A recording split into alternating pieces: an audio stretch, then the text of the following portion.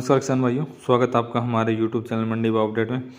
लेकर हाजिर हैं हम आज तेजी मंदी रिपोर्ट, जिसमें चना, मसूर, तुअर और उड़द की साप्ताहिक तेजी मंदी रिपोर्ट आपको प्रस्तुत करेंगे। उससे पहले आप हमारे चैनल पर पहली बार आएँ तो चैनल को सब्सक्राइब करें ताकि आपको रोज़ाना मंडी भाव अपडेट मिलती रहे। तो किसान भाई, शाम को 7 बजे भी हम लाइव आते हैं रोज़ाना, तो हम शाम 7 बजे भी आप लाइव आकर हमारे चैनल पर जरूर जुड़ें।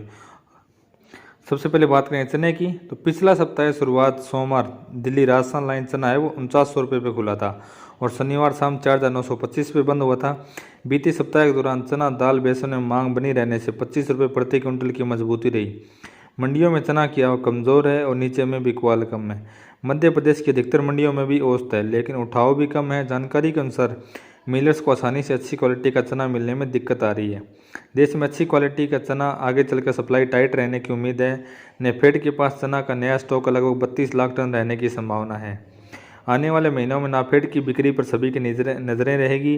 चना राजस्थान लाइन है वो 5000 ऊपर से रहेगा, जबकि 4800 का सपोर्ट। अगस्त मध्य सितंबर से चना के त्योहारी मांग निकलने से दाम में तेजी आने की उम्मीद है। हो सकता है आने वाले 15 से 20 दिनों के दौरान आपको चना है 5500 के करीब भी दिखाई दे सकता है। बात करें मसूर की, तो पिछला सप्ताह शुरुआत सोमवार कटनी मसूर 7125 पे बंद हुआ था और शनिवार शाम 7225 पे बंद हुआ था। यानी बीते सप्ताह के दौरान मसूर मांग निकलने से 100 रुपये प्रति क्विंटल की मजबूती दर्ज की गई। देसी मसूर के दाम पिछले सप्ताह रही मजबूती, जबकि आयातित मसूर में कमजोरी दर्ज की गई। मसूर में मांग कमजोर है, लेकिन सुस्त भाव से भाव को सपोर्ट मिल रहा है। देश में देसी मसूर की उपलब्धता आगे टाइट होने की संभावना है। आने वाले महीनों में भारत की मसूर आयात पर निर्भरता बढ़ने की उम्मीद है। भारत अप्रैल मार्च 2022-23 में लगभग 8 लाख टन मसूर आयात कर सकता है। 23 जुलाई को भारत सरकार ने शून्य AIDC के तहत आयात की समय सीमा है वो बढ़ा दी है। 0% AIDC की समय सीमा 30 सितंबर 2022 से बढ़ाकर 31 मार्च 2023 कर दी गई है। AIDC की समय सीमा बढ़ाने के बाद कनाडा के बिकवाल जो नया फसल 75-750 तक बोल रहे थे, वे $800 के भाव बोलने लगे।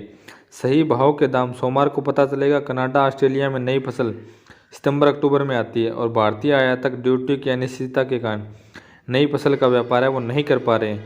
वर्तमान परिस्थिति को देखते हुए मसूर में अधिक घटबढ़ नहीं दिखती है, जिसके चलते ज़रूरत अनुसार खरीदी की जा सकती है।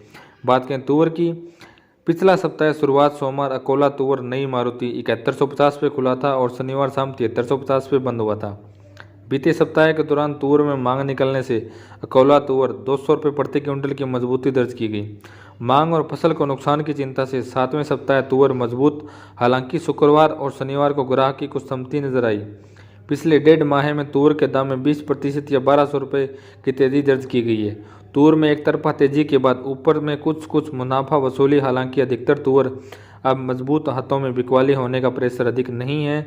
इसी बीच विदर्भ में मौसम लगातार बारिश का होने से तुअर की फसल को नुकसान पहुंचा है। पहले तुअर की बुवाई कमज़ोर रही और उस पर बारिश से नुकसान हो चुका है। उत्पादन कमज़ोर रहने की आशंका बढ़ रही है।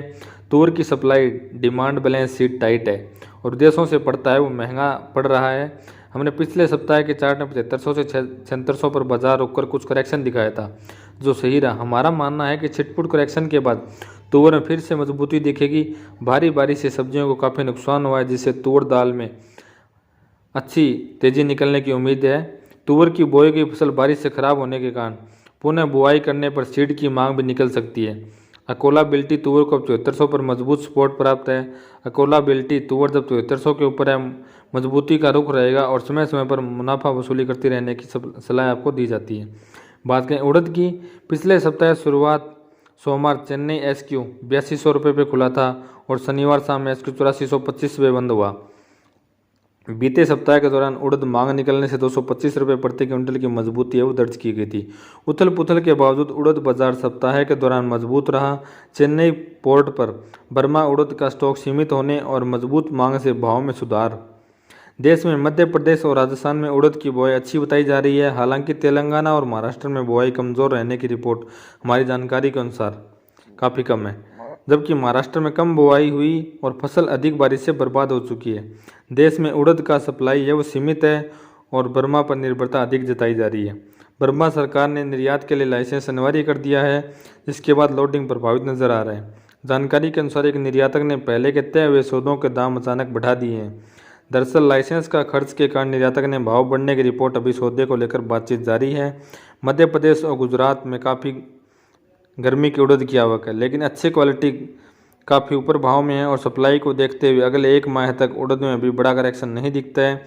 चेन्नई उड़द को 8200 रुपये प्रति क्विंटल का मजबूत सपोर्ट प्राप्त है, जबकि 8500 से लेकर 8700 का रेजिडेंस दिखाया जा रहा है।